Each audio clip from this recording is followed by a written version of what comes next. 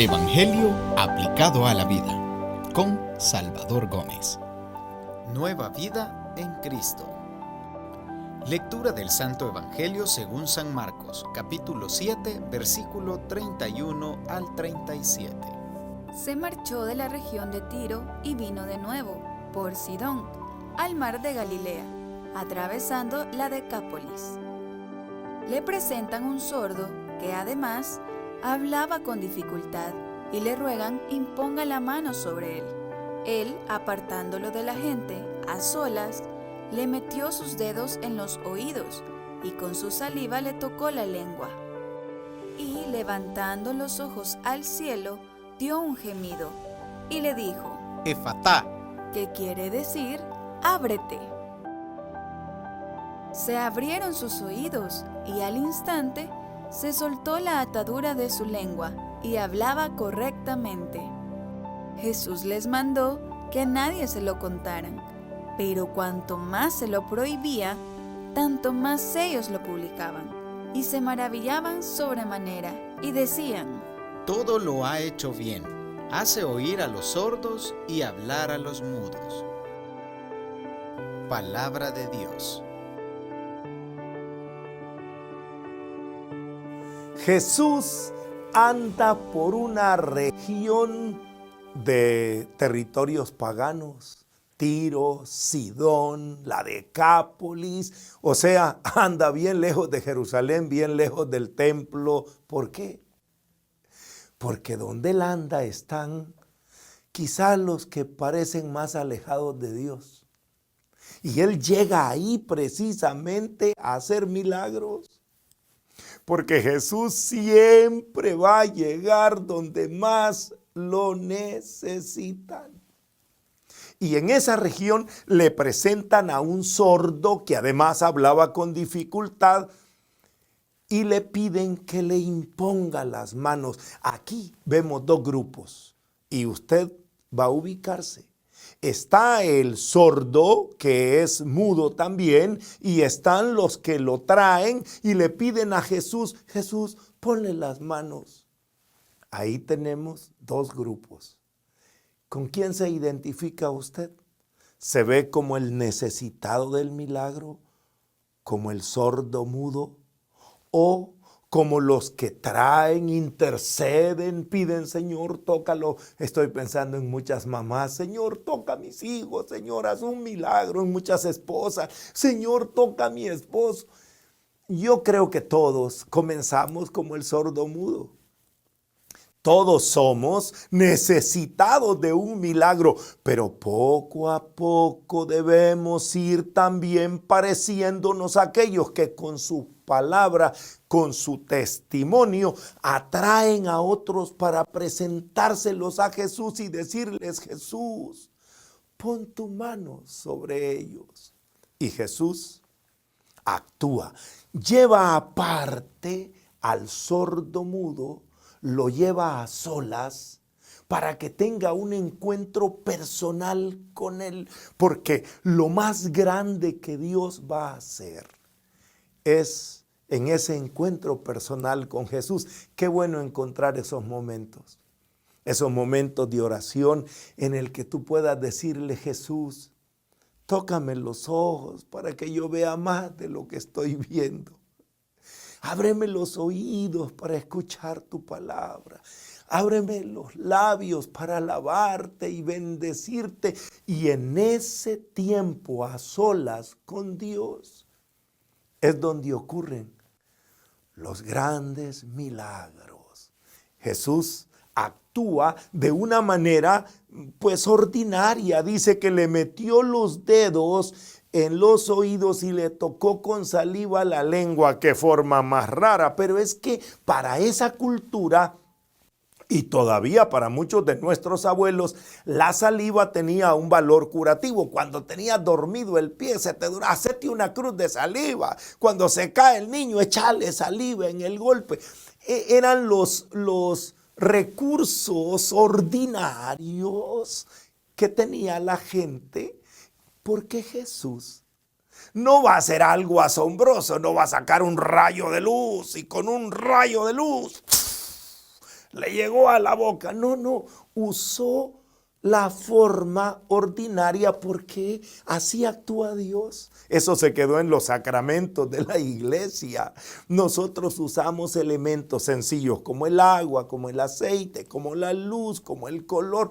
O sea, son elementos visibles, ordinarios, por los cuales Dios realiza actos extraordinarios. A veces esperamos un milagro de sanación. Yo siempre oro: Señor, haz efectivo el tratamiento médico y haz lo que la medicina no pueda hacer. Dios va a actuar siempre a través de maneras ordinarias y hace cosas extraordinarias.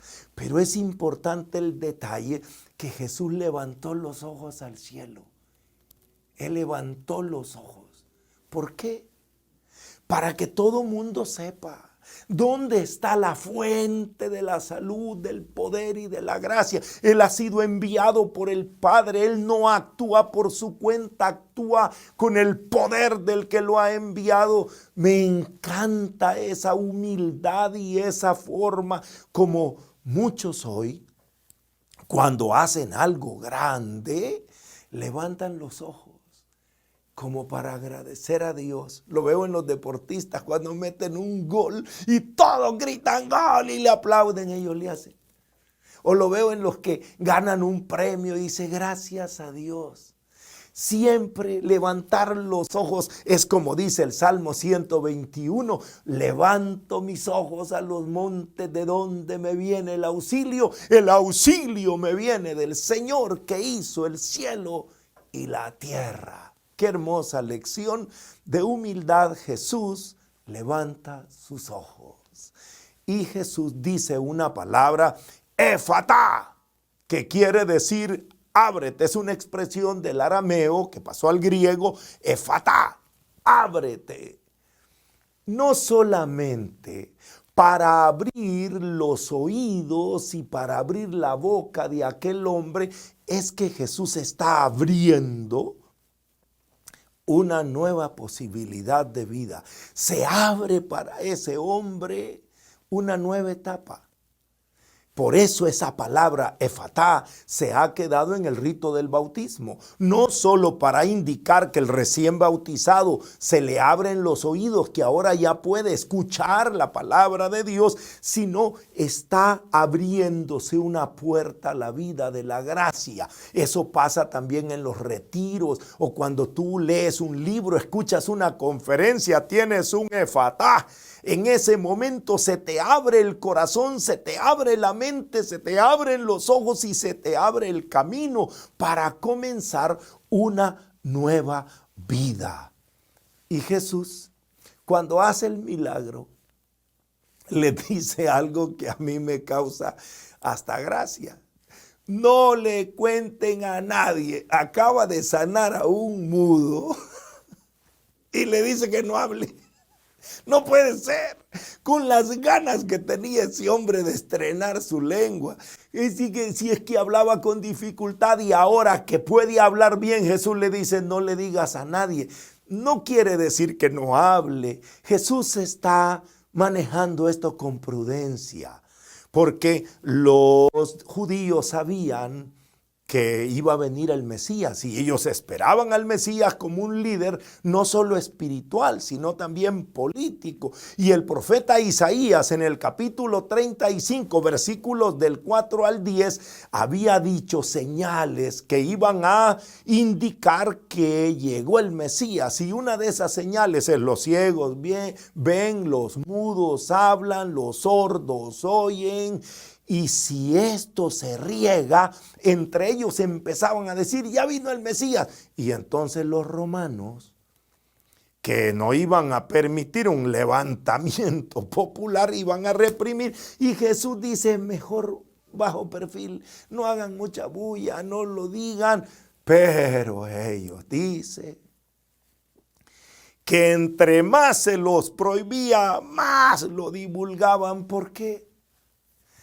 Porque no se puede quedar callado. Los que hemos tenido un encuentro con Jesús, ese a solas con Jesús, los que Jesús ha tocado, los que el Señor les ha abierto los ojos, los oídos, la boca, los que hemos visto al Señor, no podemos quedarnos callados. Eso lo dijo San Pedro y Juan cuando les prohibieron en Hechos capítulo 4 versículos 18 al 20. Usted lo puede leer en el libro de Hechos, que los tenían encarcelados y les prohibimos que anden hablando de Jesús. Y Pedro y Juan dijeron: no podemos dejar de hablar de lo que hemos visto y oído.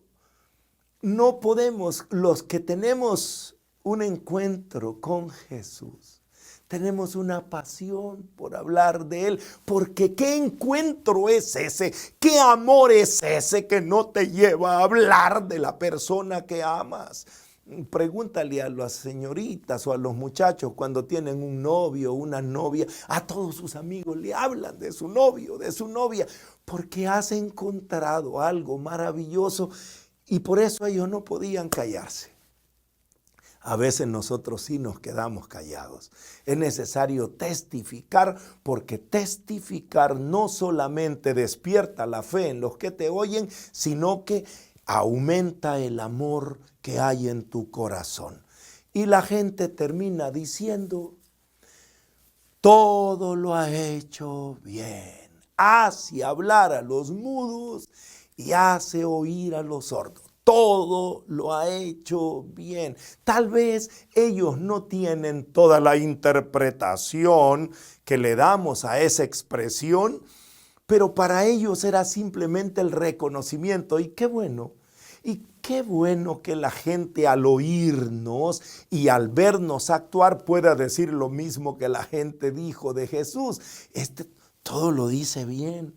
Habla correctamente, se expresa bien, me contestó bien. O lo que hizo lo hizo bien, cocinó bien, trapeó bien, hizo ese trabajo. Qué bueno que la gente que vea a nosotros que somos discípulos de Jesús puedan decir: todo lo hace bien. Pero el propósito que tiene San Marcos cuando incluye esta frase en el Evangelio es conectar con el libro del Génesis. El libro del Génesis en el capítulo 1 repite continuamente cuando Dios va creando, dice: y vio Dios que todo lo había hecho bien, que todo estaba bien. Todo está, y lo va repitiendo 6 veces, lo van a encontrar en el capítulo 1 del Génesis, esa frase: y todo lo hizo bien. Es más, cuando crea al hombre dice: y vio que estaba muy bien. O sea, usa esa expresión, y cuando San Marcos lo pone, está anunciando que Jesús viene a dar una nueva creación. Lo que más tarde San Pablo va a escribir en la primera carta a los Corintios, en el capítulo 5, en el versículo 17. El que está en Cristo Jesús es una nueva creación.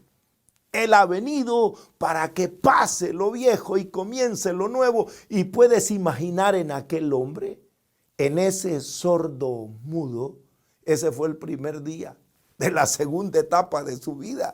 Ese hombre salió de ahí a vivir una vida nueva.